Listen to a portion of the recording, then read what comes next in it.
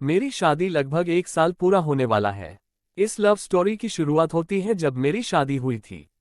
जब मैं पहली बार दूल्हा बनकर ससुराल पहुंचा, तब मैंने थोड़ी देर तक अपनी नज़र उठाकर किसी की तरफ भी नहीं देखा।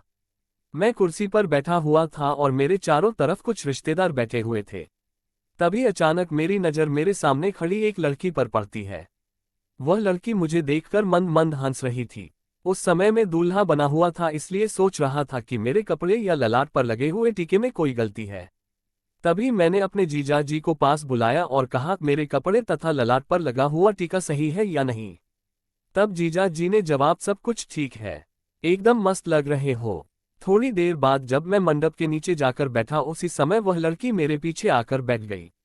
थोड़ी देर चुपचाप बैठने के बाद वह मुझसे छेड़छाड़ करने लग गई।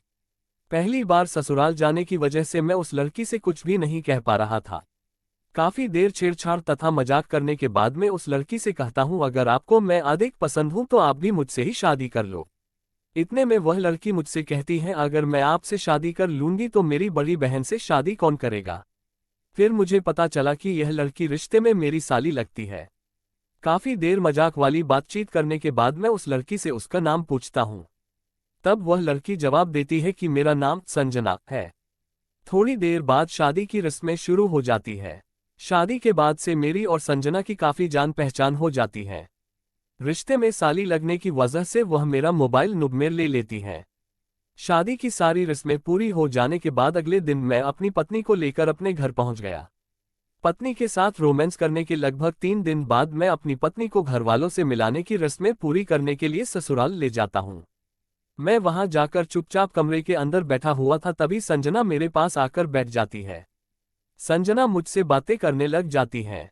थोड़ी देर बातचीत करने के बाद वह मुझसे मजाक के दौरान अपनी बहन के बारे में पूछने लगती है। आपको बता दूं कि संजना मेरी पत्नी की छोटी बहन है, जो रिश्ते में मेरी साली लगती है। संजना मजाक के दौरान मुझसे गंदी बातें भी करती रहती थी। रात के समय मैं मकान की छत के ऊपर सो रहा था। संजना रात में अचानक से मेरे पास आकर सो जाती है, लेकिन इस बात का अंदाजा मुझे बिल्कुल भी नहीं था। मैं गहरी नींद में सो रहा था, तभी अचानक मुझे मेरे पास किसी लड़की के होने का एहसास होता है। तभी मैं नींद से उठ जाता हूं और देखता हूं कि संजना मेरे पास सो रही थी।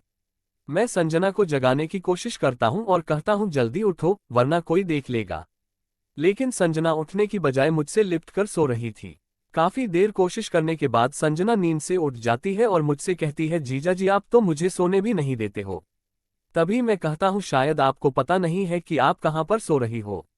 इसके बाद संजना ने कहा, मुझे अच्छी तरह से पता है कि मैं मकान की छत के ऊपर आपके पास सो रही हूं। तभी मैंने कहा, आप चुपचाप नीचे जाकर सो जाओ और मुझे सोने दो। तभी संजना कहती है, मैंने मकान की छत वाले गेट को लॉक कर दिया है। अब कोई भी व्यक्ति मेरी इजाजत के बिना ऊपर नहीं आ सकता है। इतना सुनने के बाद मुझे भी थोड़ा आराम महसूस हुआ। मैंने सोचा कोई व्यक्ति छत के ऊपर आने से पहले गेट का लॉक खोलना चाहेगा, लेकिन उसकी चाबी संजना के पास है। इसके बाद क्या था, मैं भी पूरी तरह से निडर हो गया। काफी देर तक दोनों रोमांस भरी बातें करते रहे। थोड़ी देर बाद संजना मेरे गले से लिपट जाती है और अपने दिल की सारी बातें मुझे बता देती है। इन्हीं बातों के दौरान वह मुझसे कहती है कि मैं तुमसे अपनी जान से ज्यादा प्यार करती हूँ। संजना कहती है, तुम मुझे बहुत अच्छे लगते हो, इसलिए ही मैं तुम्हारे करीब आना चाहती हूँ। इतना कहने के बाद मैं संजना को किस कर लेता हूँ। रोमांस करते समय हम दोनों मजाक भी कर रहे थे। रात के लगभग 1 बजे बज चुके थे। इसके बाद मैंने संजना से कहा, अब मुझे नींद आ रही है, इसलिए तुम भी चुपचाप सो जाओ। संजना कहती है, नहीं, आज रात भर मुझे आपके साथ रोमांस भरी बातें करनी है। रात भर बातें करने के बाद मैंने संजना से कहा, सुबह के 5 बजे बज गए हैं, तुम चुपचाप नीचे चली जाओ। इतना कहने के बाद संजना मुझे एक किस करके चुपचाप नीचे चली जाती है। अगले दिन मैं अपनी पत्नी को साथ लेकर अपने घर चला जाता हूँ। मुझे घर जाते हुए देखकर संजना के चेहरे से मुस्कान चली जाती है और वह मुझसे नाराज हो जाती है, क्योंकि मैंने रात के समय संजना को बताया था कि मैं आपके यहाँ 2 दिन रुकने के लिए आया हूँ। लगभग 1 घंटे बाद मैं अपने घर पहुंच जाता हूं। घर पहुंचने के बाद भी मेरा मन संजना की ओर खींचा जा रहा था। थोड़ी देर बाद संजना मुझे कॉल कर देती है और कहती है, जीजा जी आप तो बोल रहे थे कि मैं 2 दिन रुक कर जाऊंगा। मैंने कहा, किसी काम की वजह से जाना पड़ा है, लेकिन अगली बार जरूर रुकूंगा और आपके कहने पर ही वापस आऊंगा। थोड़ी देर और बातचीत करने के बाद संजना कॉल डिस्कनेक्ट कर देती है। नई शादी होने की वजह से मुझे एक साथ दो लड़कियों का प्यार मिल रहा था। एक तरफ मुझसे प्यार करने वाली मेरी पत्नी तथा दूसरी तरफ प्यार करने वाली मेरी साली है। दोनों ही मुझसे अपनी जान से ज्यादा प्यार करते हैं। लगभग 2 महीने बाद में संजना से बात करके अपनी ससुराल पहुंच जाता हूं। उधर संजना को पहले पता था कि मैं उनके घर आने वाला हूं, इसलिए संजना ने पहले ही मेरे सोने के लिए व्यवस्था कर रखी थी। पहले की तरह इस बार भी संजना मेरे ही बिस्तर में मेरे साथ बातचीत कर रही थी।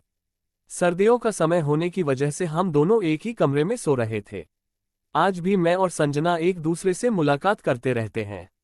साली होने की वजह से मुझे भी उसके बिना रहा नहीं जाता है और उससे मिलने के लिए किसी भी बहाने से उसके घर पहुंच जाता हूं। आज भी हम दोनों हर महीने में 2 मुलाकात जरूर करते हैं। ऐसी स्टोरी देखने के लिए चैनल को सब्सक्राइब कर सकते हैं।